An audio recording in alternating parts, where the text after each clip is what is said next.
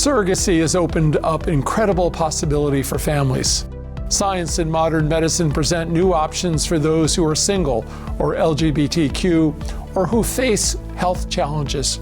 Our guest has a strong perspective on the world of sperm donations. What the vast majority of banks do now is either anonymous, which hopefully goes away, because I really truly believe anonymous sperm donation is unethical, and open ID at 18. And that what that means is they will tell you the name and the identity of the sperm donor that the mother or father or couple purchased through a bank.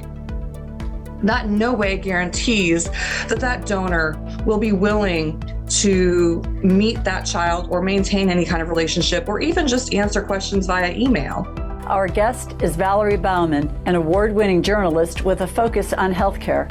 Now she's telling the story of people who are circumventing traditional fertility avenues, and it's a very personal story for her. Children never ask to be born. And when you meet adult children who are born from anonymous sperm donors who have been, created in a climate of deceit and secrecy, there's a lot of heartbreak there. And I think that the industry can do better. This is Conversations on Healthcare.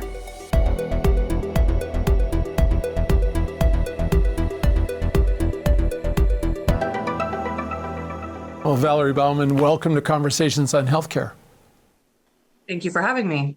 Yeah, your upcoming book is titled Inconceivable, Super Sperm Donors, Off-the-Grid Insemination, and Unconventional Family Planning. Your book is described as both a memoir and a piece of investigative reporting. I'm wondering if you could just share with our audience what you'd like about your own story. Certainly. It was the first summer of the pandemic, 2020, and I was 38 years old, and I realized I was running out of time. My biological clock was ticking, and it wasn't a good time to meet somebody. And, realistically, even if you meet somebody at 38, it may take a few years before you settle down and have kids. So I decided to take the plunge and try and become a single mother by choice. And I started looking at the sperm banks, but I didn't feel served by the sperm banks. I wanted to give my kid more answers than they could find on a sperm bank website. I wanted the possibility of meeting the donor potentially before age 18, or at least being able to maintain contact about any medical issues that could have genetic correlate connections that were relevant to my kid. The possibility of meeting other half siblings, became possible when I stumbled across this world that I've dubbed the world of freelance sperm, where men offer to donate sperm through websites, Facebook groups, and dating-like apps. It's kind of a Wild West. There's a lot of undesirable options out there. There's a lot of creepy men doing it for the wrong reasons. But if you're patient and you take the time, you may be able to find, as I did, a very decent, wonderful person who was willing to donate sperm, who's willing to connect me with my kids' siblings and provide more information than I would ever get from a sperm bank website. My personal donor also is done donating after creating 10 families. If you go through a sperm bank, you can wind up with, 50 to 100 families and many, many, many siblings that the children can never maintain meaningful relationships with, because it's just so beyond anything a typical family structure would create. So it's not a path for everyone. It's a path that I chose, and I don't condemn nor condone it. I do tell my own story and that of others. Wonderful. And advise people to approach it with caution and responsibility and a lot of thought. So I would hope that the story would elevate the perspective of donor-conceived people, because the children never ask to be born. And when you meet adult children who are born from anonymous sperm donors who have been, created in a climate of deceit and secrecy, there's a lot of heartbreak there. And I think that the industry can do better. Well, Valerie, you say that this underground or perhaps non-traditional community of sperm donors and recipients is circumventing traditional fertility avenues and meeting up on their own terms. Tell us, is there anything illegal about doing this? Anything that's considered unethical about doing this? Or this is just a choice that people have organized on their own? Is there a central organizing group, I guess, or is it people just putting themselves out there? Well, it's interesting. It's a real gray area. The FDA did have one enforcement action that it brought against a donor over 10 years ago. And he was a donor who created his own website. He advertised his sperm, had created many, many families. And the FDA ended up cracking down on him. But when his own lawyers challenged it, what really it came down to was the government is loath to tell people that there's a limit on their ability to procreate. Because he was doing it in this donation context, they basically said he should be going through a very complex FDA approved process, which costs $6,000+ where if you want to donate your sperm as a known donor, you should be tested for multiple diseases, freeze the sperm, quarantine it for 6 months, thaw the sperm at that time, retest the sperm, retest the donor, and all of this at great expense to the prospective parent or parents. And he was circumventing that because it's an absurd, insurmountable cost. And the only way to get around that under FDA law is through this very vague definition of sexual partners, essentially. And so a lot of more liberal fertility clinics will consider somebody who is a former sexual partner, somebody who's had sperm and, of a donor in their body before. So if you've done one home insemination, perhaps even when you weren't at a time of the month when you're not going to get pregnant, that would fit the criteria. You could get around the $6,000+ requirements and then have in-clinic treatment. But the FDA declined to better define sexually intimate partners. And so unfortunately, the vast majority of clinics in this country conflate sexually intimate partners with romantic partners who will play a role as a parent rather than a donor. So there's a lot of gray areas. And this particular donor had his operation shut down. But as far as my research, I've not been able to find any other incidences of cracking down on donors, because again, it's a slippery slope. When you tell somebody they can only have children in this certain way or with this many people, it brings into major questions of bioethics. And people much smarter than me have been debating that and still haven't found answers.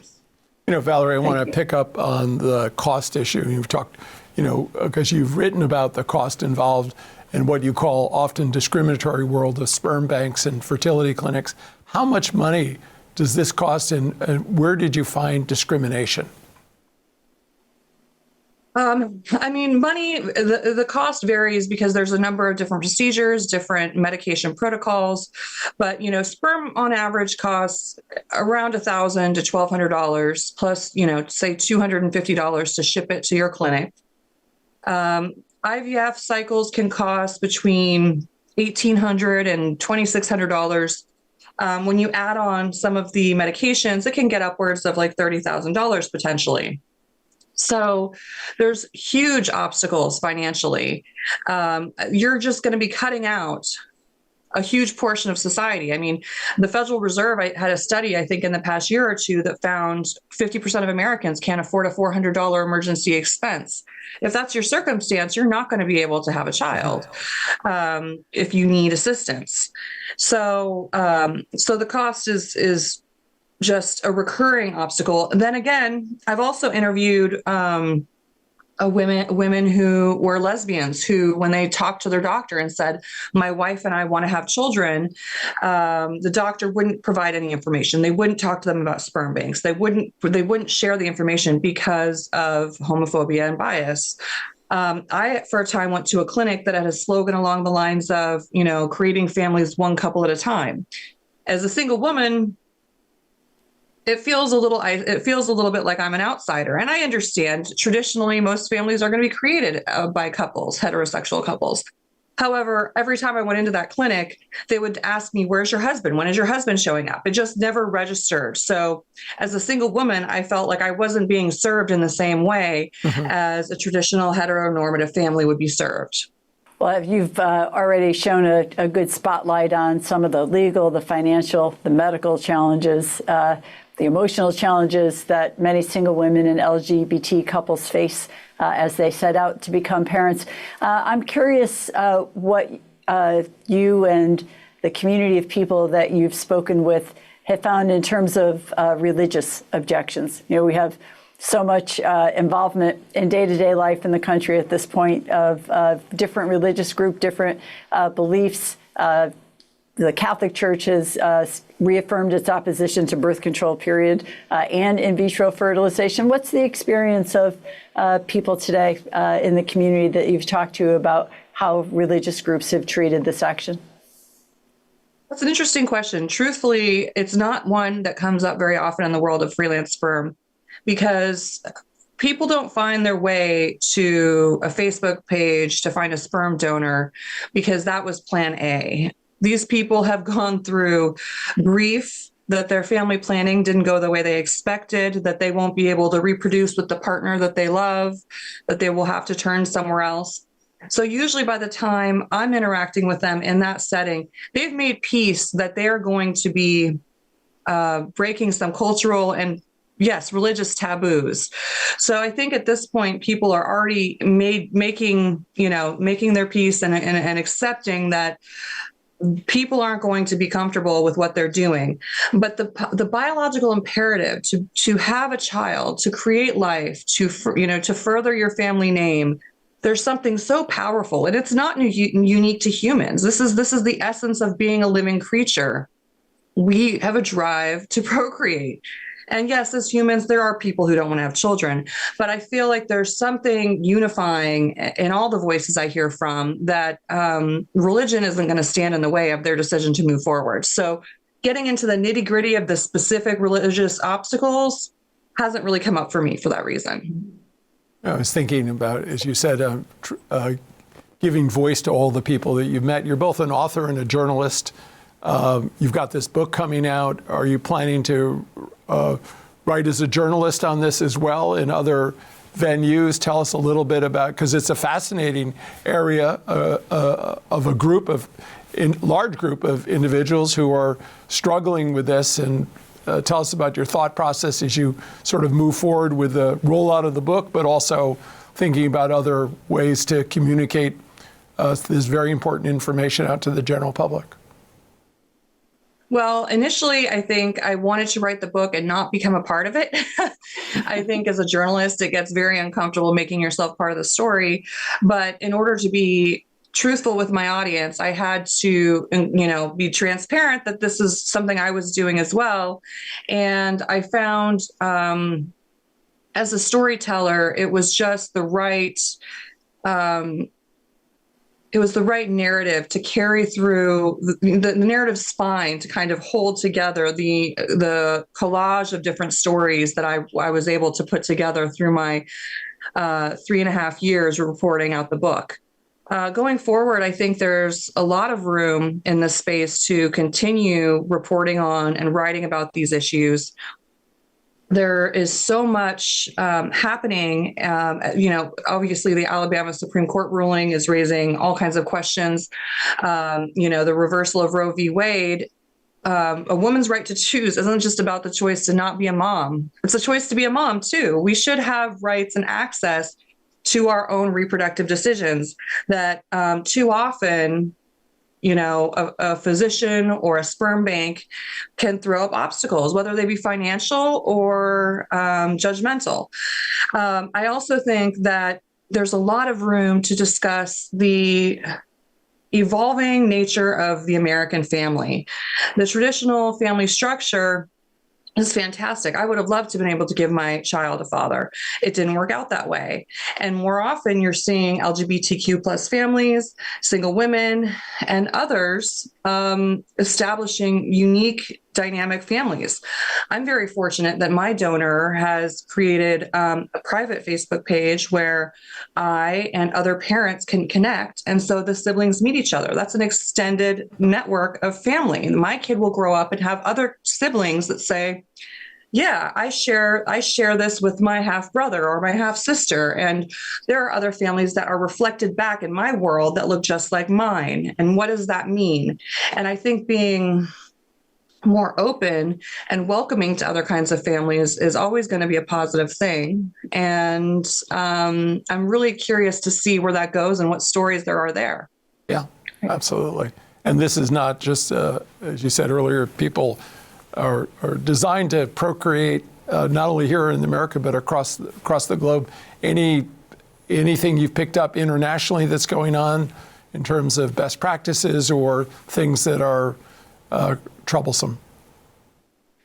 Well, I think there's a lot internationally going on. I mean, I know of one sperm donor who was banned from New Zealand and Canada, and I think Australia, because he was very open. And when he was trying to enter those countries, he's an American, saying he was just there to donate. Australia has made really interesting strides limiting the number of children who can be created via one individual donor at a bank. It varies from state to state in Australia, but a lot of them limit to 5 to 10 children per donor, and they actually require, which is not required in the U.S., tracking. So the parents who have donor-conceived children via a sperm bank must report back every birth. That is not a requirement in the U.S. Banks in the U.S. don't have any limits by law that on how many children can be produced by one donor. The Society for Reproductive Medicine, I believe it is, suggests limiting 25 per 800,000 population area, which if you think about it, with the size of the U.S., that could create so many children. And so, but you have this tension, what you're seeing in Australia with the limits they're creating, there's a huge shortage of sperm donors. And so there's the tension between costs getting driven up because there, are ethical ramification, ethical forethought about, limiting these donations, but then you have less men willing to donate, less donations available. And so there's this kind of ethical versus financial tension. And I'm really interested to see how that's going to play out in the U.S. and abroad. Well, Valerie, you've raised so many interesting questions. We're so glad to have a chance to talk with you. But one of them is that we understand that in the open donor arena, that the child has the opportunity to contact the sperm donor when they're 18, if they wish to do so. But in the description that you've given us so far, it sounded like people pretty much were in contact or had the option of being in contact all along. So is this not an opportunity, but an obligation? Are sperm donors giving their consent now that in 18 years, even if this child has not reached out to me, I am giving my consent now to be contacted? Tell us more about that. And have we had enough years to know how this actually works out in practice?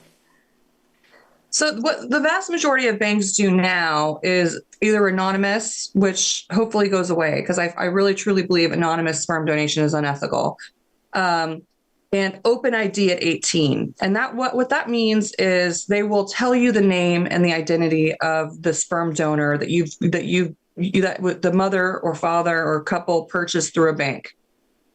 That in no way guarantees that donor will be willing to meet that child or maintain any kind of relationship or even just answer questions via email.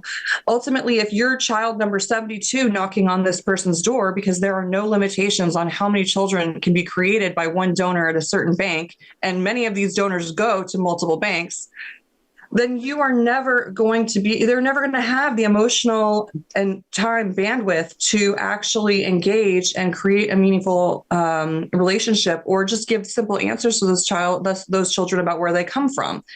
And as you see in my book, that is heartbreaking and devastating for some of these now adult donor conceived people who feel like they had this father-shaped hole or unanswered questions in their life. And they think, oh, when I turn 18, it's all going to come, it's all going to come clear. One woman I spoke with, she went through a 6-month process where she was only allowed to interact with the donor anonymously.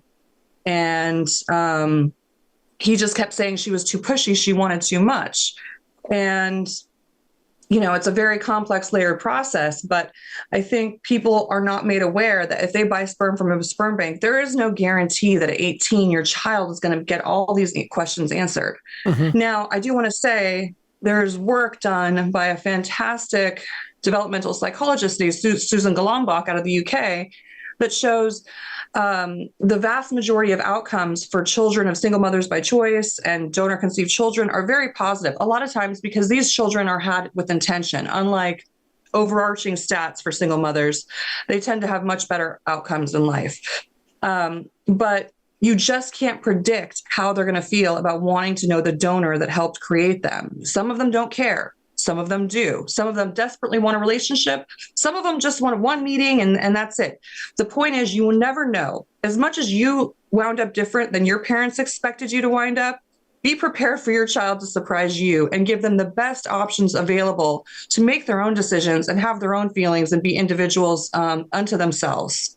Well, that's great. Valerie, I want to go back. We talked a little earlier about expenses, and then you sort of noted that people with limited means may have trouble covering those. But we know in 15 states requires some private insurers to cover some fertility treatment, but significant gaps in coverage remain.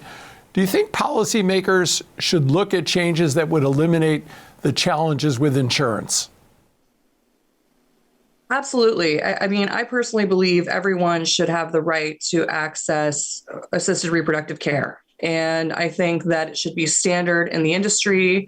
I think that there's a lot of things that we don't do in this country, like guaranteed paid maternity leave. We don't take care of parents. And then we look at crime and educational outcomes and we're like, oh, boo-hoo, why is this happening? We need to support parents better, even before the child is born. And I think that making IVF accessible and making, any reproductive assistance available, including the outrageously expensive medications, is one of the first steps. And some people, while I believe that it's possible to go through the world of freelance sperm and take the route I did responsibly and safely, there are a lot of women out there who aren't maybe as educated or cautious or more desperate, and who are meeting men at motels off the side of the highway 2 hours away from where they live and getting sperm donated without seeing STI tests, without getting genetic testing done, without taking all the steps to protect themselves. And by making these costs so insurmountable, we are thrusting women and couples into this desperate place because of, again, the biological imperative is not going to go away. Society can shake its finger and say, well, you shouldn't have a kid then, all they want. But the fact is, it's going to happen, and we can't just stick our head in the sand. Valerie, you may have mentioned this, but if you did, I think I missed it. I am interested in hearing more about either ethical or legal responsibilities of a sperm donor to reveal genetic or biologic health issues. How much testing or information in the network that you're describing, how much is required in that area of the donor?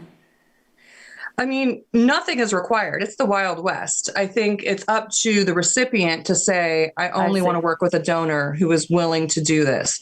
But I would also caution against assuming you're protected by going through a sperm bank. Mm-hmm. There's a very famous case about the Zytec sperm bank that used a donor for 16 years, and he produced at least 36 children that they know of. He advertised himself as like having a PhD and being this great musician, when in truth he had schizoaffective disorder and was a convicted criminal. Valerie, so let me get one last question in, just because I know our time's running, but I think this is one that lots of people would like to hear the answer to. Can you tell us about the best way to inform children about how they were conceived? And is it necessary conversation? And when should it occur? From all the studies that I've read and the experts, psychologists that I've spoken with, you should start talking to your child about where they come from before they can even speak. I'm 7 months pregnant, and I'm talking to my baby about the fact that a man helped me create him. I think I'm going to be putting together a book, a storybook that talks about who that donor is and how they came to come into the world. You never want your child to grow up and say, "I remember the moment that I found out I was donor conceived." If it's part of their story, their origin story, for as long as they can remember, you've done something right. Let's try to take a look at what's happening down with the Alabama Supreme Court ruling that frozen embryos are humans.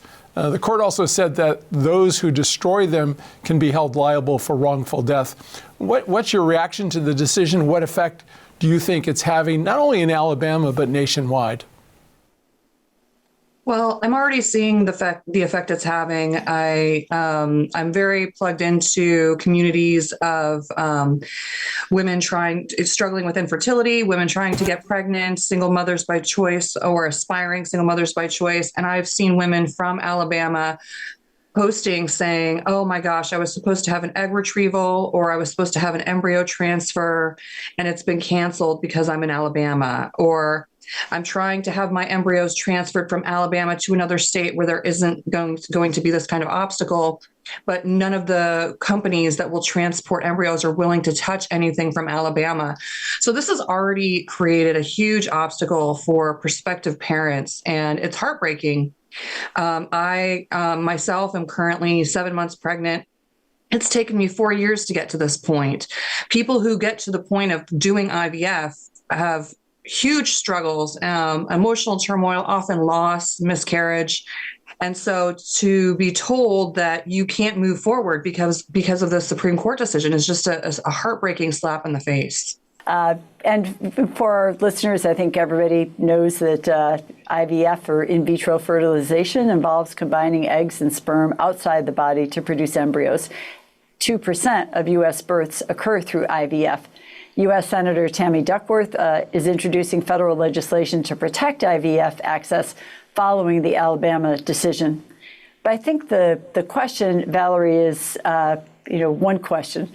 People you profiled in your book thought they were doing something out of love for the good of their family and a reasonable next step to reach this goal in their life.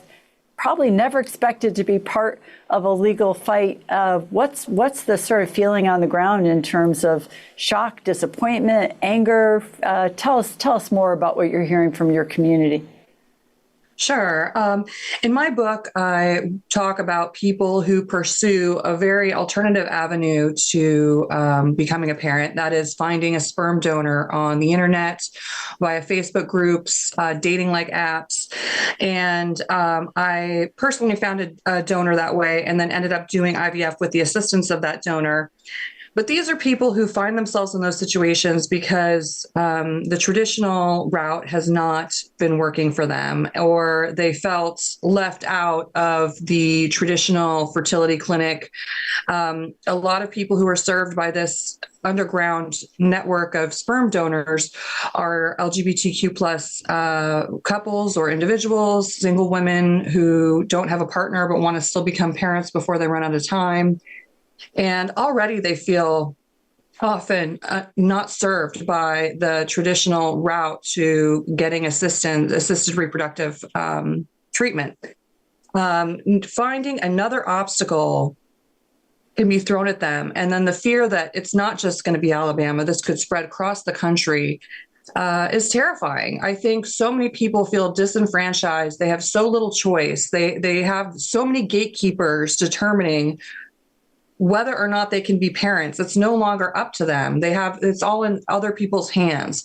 And so to add one more layer of that, where in some cases people's opportunity to become parents is literally being stolen from them. They have spent tens of thousands of dollars to produce embryos and can't do anything with them. That's a loss that they will grieve for the rest of their lives. Valerie Bauman, thanks for joining us. The book is Inconceivable. The publisher is Union Square & Company, and it's available for pre-orders right now. And thank you to our audience for being here. Be sure to subscribe to our videos on YouTube. Find us on Facebook and X under our account name CHC Radio. And as always, go online to chcradio.com to sign up for our email updates. You can also share your thoughts and your comments about this program with us. Valerie, thank you again so much for taking the time to meet with us today and share your story. Thank you. This copyrighted program is produced by Conversations on Healthcare and cannot be reproduced or retransmitted in whole or in part without the express written consent from Community Health Center, Inc. The views expressed by guests are their own, and they do not necessarily reflect the opinion of Conversations on Healthcare or its affiliated entities.